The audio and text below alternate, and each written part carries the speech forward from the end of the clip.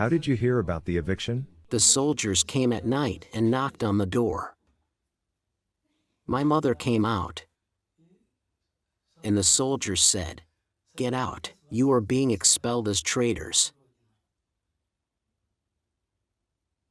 Do you remember that time? No. Do you have any childhood memories? Was there screaming? According to the elders' conversations, Did the soldiers use force during the eviction? Don't you remember anything? no, they didn't use any physical force. What happened after the eviction? We were driven for a very long time. I don't remember how long. We came to Andijan region, the village of Markamat. There were mostly women, children, and old people. We were from Çayırs. Just mother and I were from our family. How did the eviction affect on your family members? Well, how did it affect? My mother died in the same year. And where was your father? My father was in the labor army. When you were evicted, did you all get on the same train? There were a lot of people, the wagon was full, I remember. Do you remember if the deaths were in the wagon, or that's it? No. According to the stories, there weren't any deaths in our wagon. What were the conditions in the wagon? No one ever told you? Very bad, they said. I see. What about the places of exile and return? What was the relationship between the local authorities and people?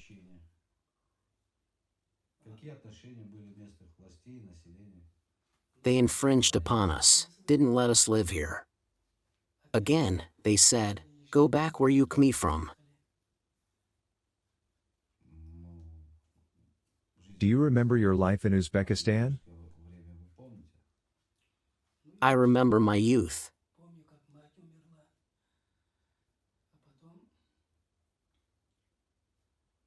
I remember when my mother died. Not far from that village lived my mother's brother. He found out that his sister died, so he came to take me to his place. I lived with him for 2 years. Then he became an adult. He was invited to work as an oilman. And me and his brother left. His younger brother was 3 years older than me.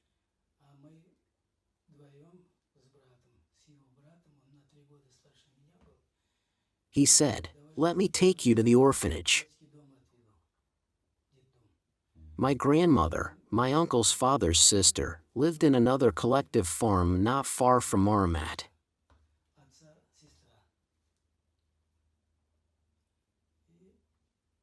My uncle asked, "Where would you like to go? To the orphanage or grandma's?" I said, "Take me to grandma's." And he took his brother to the orphanage. Next week he arrived and said, "Fevzik died in the orphanage."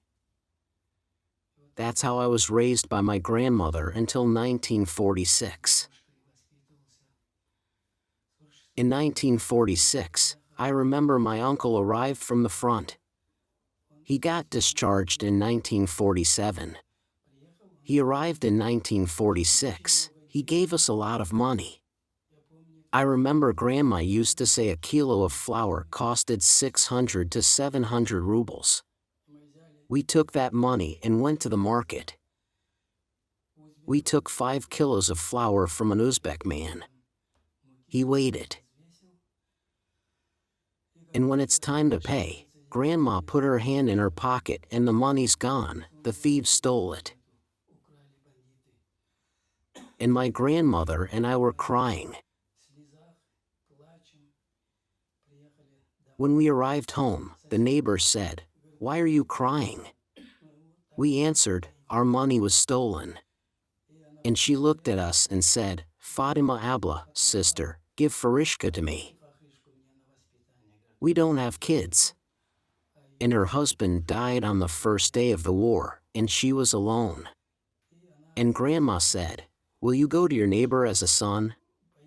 She wants to raise you.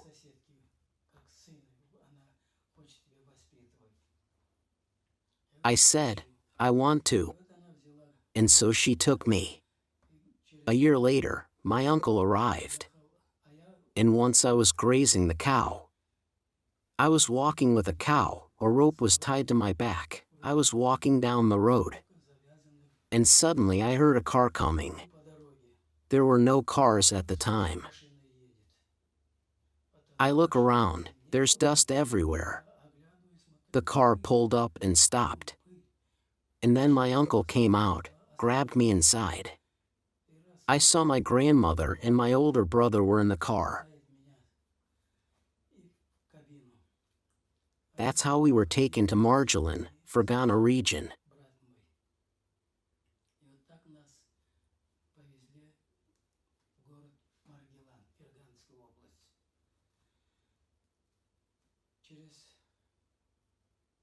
Three years later, my father came back from the Labor Army. It was 1951. And when my father came back, we lived with my grandmother and my grandmother's son.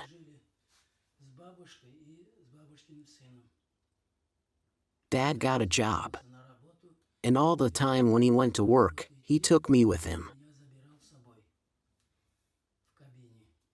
He and I used to drive around in the car all the time. I lived with my father for 2 years, and then one night there was an accident. My father was pinned by a car against the wall. They worked as loaders, and my father was a loader brigadier. They were loading cotton seeds. And when they had lunch at 12 o'clock, they had a 3-shift job. They all threw shovels and left. And that's when the car pulled up for loading. He saw that the car's going backwards and the shovels were lying there. My father wanted to take the shovels and lean them against the wall, and at the same time the driver confused the gas pedal with the brakes. He pinned my father against the wall. And that day, my father died. After my father died, my uncle, my mother's brother, heard I was alone. He came to pick me up. He took me back to the Andijan region, the city of Markamat. I lived there until 1958. I went to school when I was 12. When I finished 6 classes, I was 18 years old. I was taken into the army. I served in the army for 4 years. When I returned from the army, I lived with my uncle again. I learned how to drive. It was very difficult to become a driver at that time. Wherever you go, you couldn't get a job without job experience. So I decided to go to Salina in Karakalpakia. I worked there for a year. I was driving the Deputy Minister of Mines. And after working for a year, I went to night school.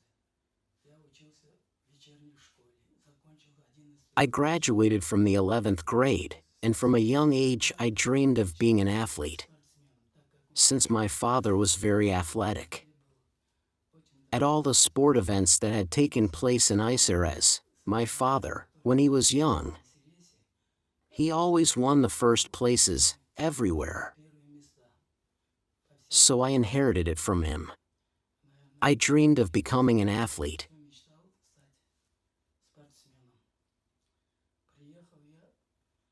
I came to Andijan Pedagogical Institute, sports faculty. I passed the exams well and entered. And 3 years later, I graduated from the institute. That's it.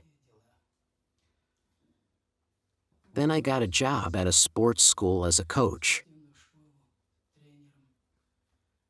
and worked part-time at the school.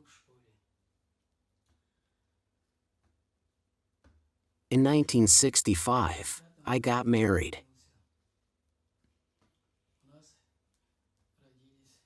We had 2 sons and a daughter. When and where did you return to Crimea? We returned to Crimea. First, we arrived in 1969.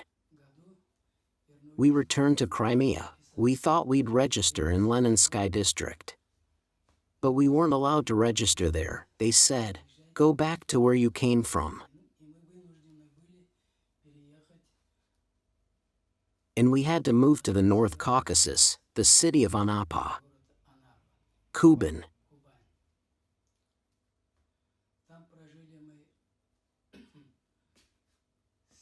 We lived there until 1976.